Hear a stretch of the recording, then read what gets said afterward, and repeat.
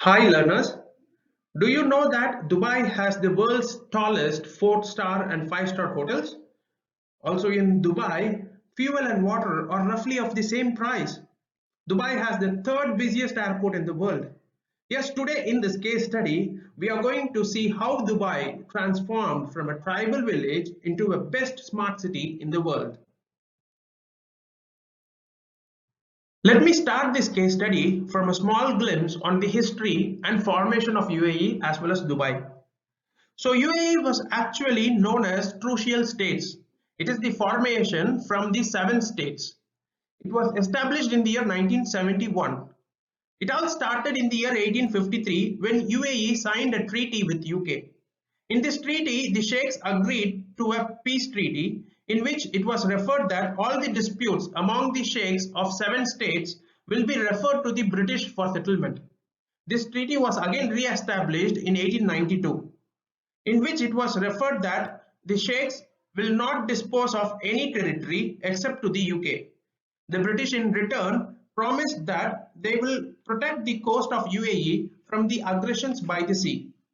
Again in 1971, the UK announced its decision to end the treaty. This withdrawal of the treaty led to the formation of Union of 7 states into UAE. In those period, the major industry in Dubai is its pearling industry. In the year 1930s, Dubai fell into depression due to the collapse of its pearling industry. However, when oil was discovered in the year 1966, the ruler of Dubai, His Highness Sheikh Rashid bin Sayyid Al Maktoum, who was the mastermind behind the growth of Dubai, he started utilizing the revenue earned from oil to develop the infrastructure in Dubai. So he built high-class schools, multi-facility hospitals, highway roads, as well as modern telecommunication network. In addition to petrol, which is the primary natural resource of UAE, UAE also extracts rocks and sands, which is primarily used in the purpose of construction. Do you know that between the years 1968 and 1975, Dubai's population had grown over 300%? Also, do you know that Emirates are outnumbered in their own country, as only 15% of total population of country are made up of nationals? Another interesting fact is that according to the Secretary of Ministry of Labor, a total of 202 different nationalities are found in the Dubai's labor market. Dubai has become one of the distinguished trade centers in the Arabian Gulf region. It has become highlighted as a strategic competitive location in the middle of the UAE coast. As I mentioned in the beginning of the video, it is a home of two world's iconic landmarks. One is Burj Al Arab. It is a sail-shaped 7-star hotel built in the year 1999. And second one is the world's tallest tower, the Burj Khalifa, which was built in the year 2010. In 2006, they also built a palm-shaped artificial archipelago, which is known as Palm Jumeirah. It is a home of luxury beachside residence, apartment buildings, and luxury resort hotels such as Atlantis. This has increased Dubai's shoreline by a total of 520 kilometers. In the year 2008, Dubai International Airport expanded with the opening of Terminal 3. This Terminal 3 is the world's single largest terminal building. It was built for the exclusive use of Dubai's flagship carrier, Emirates. Terminal 3 also boosted the airport's capacity to 60 million passengers. Dubai's airport surpassed Hong Kong in traffic, and also it became the world's third busiest after London and Paris. Dubai came up with a strategic plan in the year 2015. This strategic plan is to lead the drive towards the diversification, not restricting themselves only to oil business. The strategy is to attract the foreign capital into the industrial and other sectors of Dubai. So the strategic plan is guided by the Dubai's leadership. The primary focus of this strategic plan is on 5 sectors, which are 1. Economic development, 2. Social development, 3. Infrastructure, land and environment, 4. Security, justice and safety, and 5. The government excellence. In fact, Dubai is no longer dependent on oil. The internationalization of the economy through tourism has been a major element in the diversification process. The economic diversification helped UAE to survive the world economic crisis.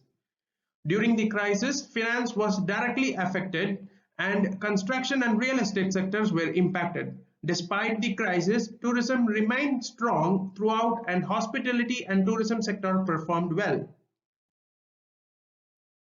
The factors that have made Dubai's transformation possible are long exposure with foreign visitors through the city's trading heritage, the vision of ruling people in recognizing the potential of the Emirates' natural tourist assets, including strategic geographical location, winter sunshine, extensive beaches, and desert scenery. Investment of both public and private sectors have also collaborated to ensure the creation of a first-class infrastructure encompassing accommodation, aviation, and recreation facilities. Dubai has experienced a rapid tourism growth since the establishment of the nation. From having no hotels in the 1950s, by the late 1990s, Dubai managed to enter the international high-end tourist market by investing in some of the world's most luxurious hotel projects. The growth of Dubai as a destination and policy creation can be categorized into a timeline of 14-year period from 1996 to 2010. This time period is again broken down into two phases, 1996 to 2000 and 2001 to 2010. The first phase saw the strategic creation of the Department of Tourism and Commerce Marketing, which is also known as DTCM. It was established as the principal authority for the planning, supervision, and development of tourism in the Emirate.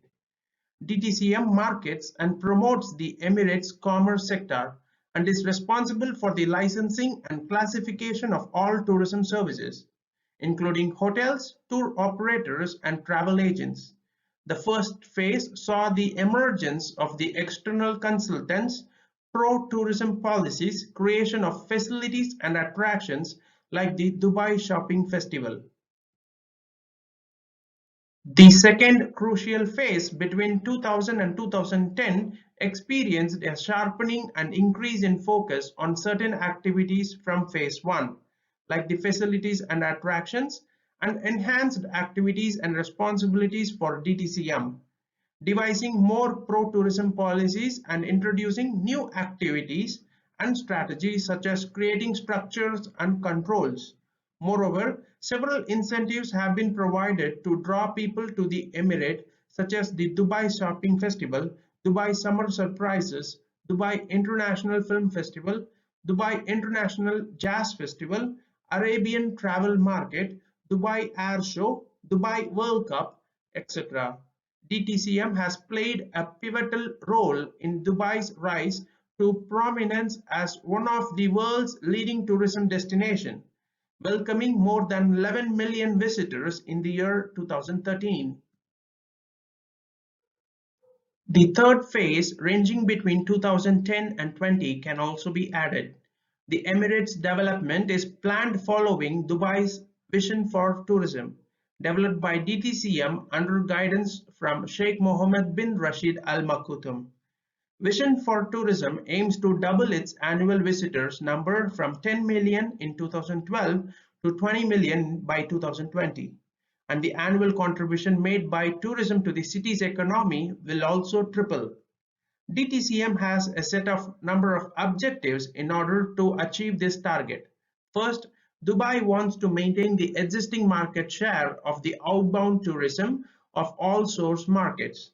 Second, it wants to increase awareness in a number of source markets such as Latin America, China, and emerging economies of Africa. Third, DTCM wants to increase the number of repeat visits and length of stay, which is currently at 3.76 days. The strategy behind the Dubai Tourism Vision for 2020 is based upon two central principles. The first being to widen the range of tourism offerings across events, attractions, infrastructure services, and packages, and to enhance the overall visitor experience from arrival to departure. The second principle is to adapt the marketing approach in order to showcase Dubai to a wider audience and grow the conversion rate of awareness to bookings. Dubai officially launched Smart Dubai, its smart city concept, in March 2014. Historically, the city had implemented other major projects directly or indirectly related to the smart concept before the launch of the Smart Dubai. In 1999, the ICT strategy of Dubai was initiated, immediately following which the e-governance agenda was launched in 2000. The ultimate goal of Smart Dubai is to become the happiest city on earth for citizens, residents, and/or visitors. The vision is not just to become the smartest in terms of technology adoption, but to be one of the happiest place to live and work in the world. At the same time, it aims to be the world's best connected cities. For this purpose, the city has pioneered to adopt the latest technology as the platform to realize the happiness vision, which will allow citizens and residents to raise their living standards and their quality of life. The happiness meter index measures the level of satisfaction at the highest level.